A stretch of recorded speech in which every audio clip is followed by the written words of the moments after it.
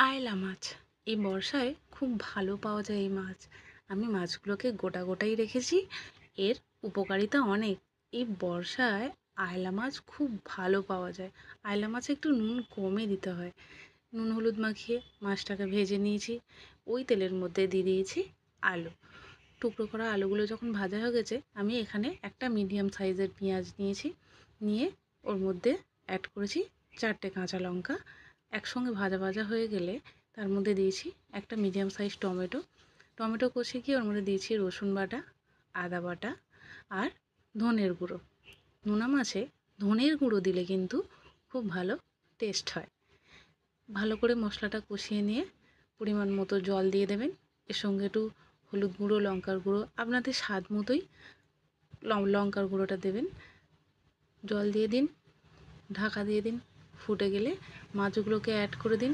দেখুন আলুগুলোও সিদ্ধ হয়ে যাবে ততক্ষণে। এবার আমি ঢাকনাটা খুলে মাছগুলোকে একে একে দিয়ে দেবো। গ্যাসের ফ্লেমটা এই সময় কমিয়ে দেবো। আপনারা যেমন চান তেমনই ঝোলের পরিমাণটা রাখতে পারেন। এরপরে ধনেপাতা কুচি সরিয়ে সার্ভ করুন আয়লা মাছের ঝাল ঝাল রেসিপি। লাইক করে